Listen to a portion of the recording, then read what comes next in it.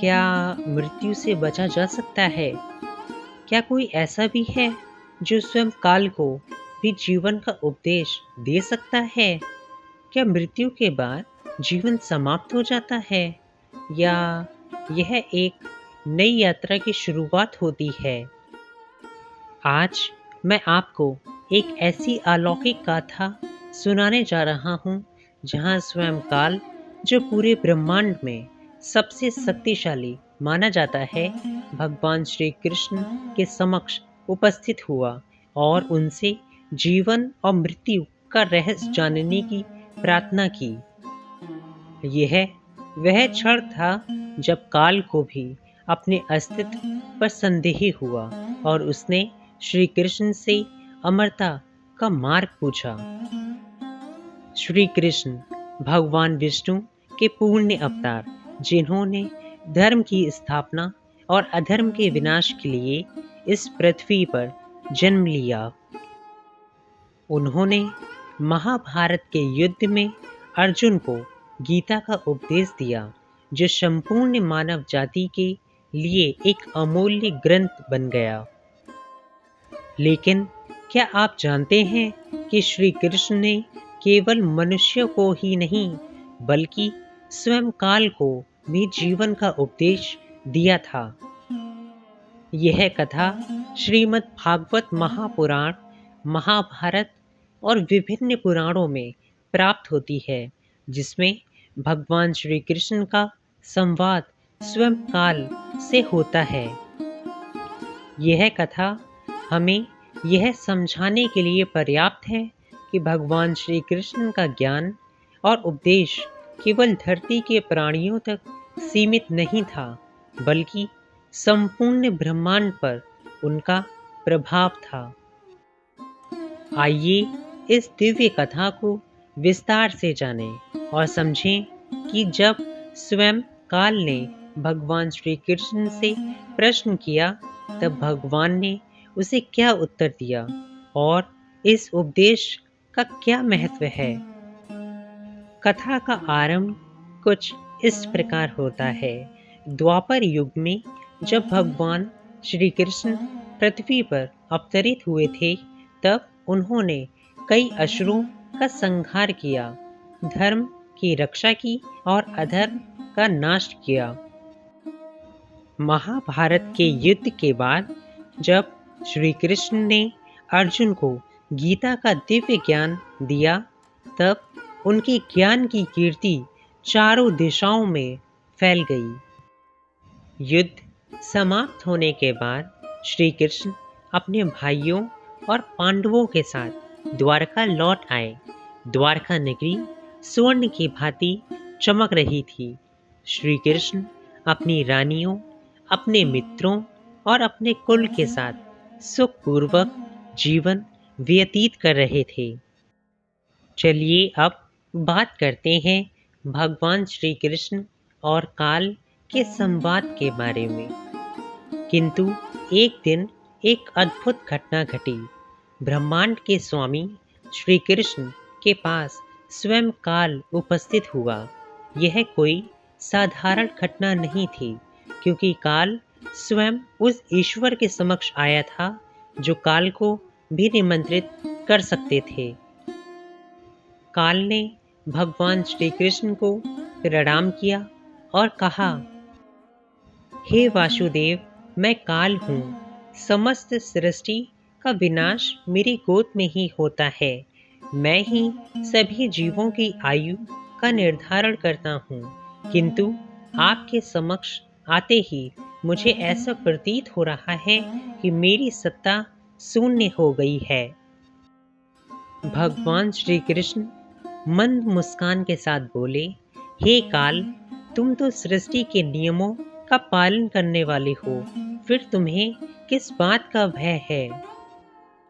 काल ने उत्तर दिया, हे जगतपालक, मैं सभी को अपने नियमों में बाध्य कर सकता हूँ, परंतु आप मुझसे परे हैं। मैं आपकी माया को समझ नहीं पाता। मुझे यह बताइए कि आप स्वयं काल से परे कैसे हैं और मृत्यु के बाद जीव आत्मा का क्या होता है? भगवान श्री कृष्ण ने मुस्कुराकर कहा, हे काल, तुम केवल एक माध्यम हो।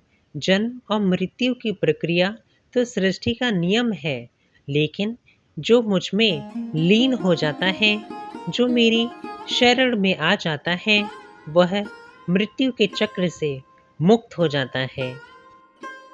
काल ने विस्मयपूर्वक पूछा, हे माधव, क्या इसका अर्थ यह है कि जो मनुष्य आपको अपना आराध्य मानता है, वह मृत्यु के भय से मुक्त हो जाता है? श्री कृष्ण बोले, निश्चित ही। जो मनुष्य सच्चे हृदय से मेरा नाम स्मरण करता है, मेरे चरणों में स्वयं को समर्पित कर देता है, वह पुनर्जन्म के चक्र से मुक्त हो जाता है, वह अमर हो जाता है। काल ने फिर प्रश्न किया, जीवन और मृत्यु के रहस्य के बारे में। हे योगेश्वर, मनुष्य जीवन का उद्देश्य क्या है? क्या केवल जन्म लेना और मृत्यु को प्राप्त होना ही उसका अंतिम लक्ष्य है? श्री कृष्ण बोले, नहीं। हे काल, मनुष्य जीवन एक अद्भुत अवसर है। यह अवसर केवल सांसारिक सुखों को भोगने के लिए नहीं, बल्कि आत्मज्ञान प्राप्त करने के लिए है। मनुष्य को अपने भीतर स्थित ईश्वर को पहचानना चाहिए। काल ने जिज्ञासु होकर पूछा, तो क्या मानव को मृत्यु का भय नहीं रखना चाहिए? श्री कृष्ण बोले, मृत्यु से भयभीत होने की आवश्यकता नहीं है। मृत्यु केवल आत्मा का वस्त्र बदलना है। जैसे मनुष्य पुराने वस्त्रों को त्याग कर नए वस्त्र धारण करता है, वैसे ही आत्मा भी एक शरीर को त्याग कर दूसरा शरीर धारण करती है। किंतु जो मेरा भजन करता है, उसे यह चक्र नहीं भोगना पड़ता। चलिए अब बात करते हैं श्री कृष्ण द्वारा काल को दिए गए अंतिम उपदेश के बारे में। काल को यह समझ में आ गया कि भगवान श्री कृष्ण केवल एक अवतार नहीं, बल्कि स्वयं परब्रह्मा है। वह बोला, हे कृष्ण, आपने मुझे जीवन का रहस्य बता दिया, किंतु यह बताइए कि यदि संसार को यह ज्ञान प्राप्त हो जाए, तो क्या सभी लोग मृत्यु से मुक्त हो जाएंगे? श्री कृष्ण मुस्कुराए और बोले, नहीं, हे काल, केवल वही लोग मुक्त होंगे जो मेरे प्रति पूर्ण श्रद्धा रखते हैं, जो अपने कर्मों को धर्म पूर्वक निभाते हैं और जो अहंकार को त्याग कर प्रेम, भक्ति और सेवा का मार्ग अपनाते हैं। काल ने श्री कृष्ण के चरणों में अपना सिर झुकाकर कहा, हे गोविंद, अब मैं समझ गया कि सच्ची मुक्ति क्या है। आप ही सृष्टि के आधार हैं। आपको नमन। चलिए अब इस कथा के सार और इससे जुड़ी हुई शिक्षा के बारे में बात करते हैं। मृत्यु एक सत्य है। जो जन्म लेता है, उसे एक दिन मृत्यु का सामना करना ही पड़ता है। मृत्यु से भयभीत न हो। यह केवल आत्मा की यात्रा का एक पड़ाव है। सच्चा भक्ति मार्ग अपनाएं। जो भगवान श्री कृष्ण का स्मरण करता है, वह जन्म मृत्यु के बंधन से मुक्त हो जाता है।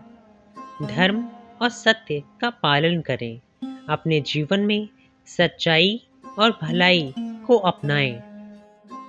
अहंकार को त्यागें। अहंकार ही सबसे बड़ी बाधा है, जो मोक्ष प्राप्ति में बाधा डालती है। इस कथा से यह स्पष्ट हो जाता है कि भगवान श्री कृष्ण केवल एक अवतार नहीं थे, बल्कि स्वयं परम ब्रह्मा थे। जब काल भी उनके पास ज्ञान प्राप्त करने आया, तो हमें यह समझना चाहिए कि उनके उपदेश कितने महत्वपूर्ण हैं। जो भी व्यक्ति इस उपदेश को समझकर अपने जीवन में अपनाएगा, वह मृत्यु के भय से मुक्त होकर श्री कृष्ण के शरण में जाएगा। यही असली मुक्ति है। तो मित्रों, यह थी वह अद्भुत कथा जब काल ने भी भगवान श्री कृष्ण से ज्ञान प्राप्त किया। यह हमें सिखाती है कि मृत्यु से डरने की आवश्यकता नहीं है, बल्कि हमें अपने जीवन को धर्म, सत्य और भक्ति के मार्ग पर चलाना चाहिए। भगवान श्री कृष्ण का यह दिव्य उपदेश हमें बताता है कि आत्मा अजर अमर है और जो सच्चे हृदय से उनका स्मरण करता है वह जन्म मरण के बंधन से मुक्त हो जाता है। तो आइए हम भी श्री कृष्ण के शरण में जाएं और अपने जीवन को आध्यात्मिक प्रकाश से भर लें। अगर आपको यह कथा अच्छी लगी हो तो इसे अधिक से अधिक लोगों तक पहुंचाएं, ताकि सभी को भगवान श्री कृष्ण का यह दिव्य संदेश प्राप्त हो सके। जय श्री कृष्ण।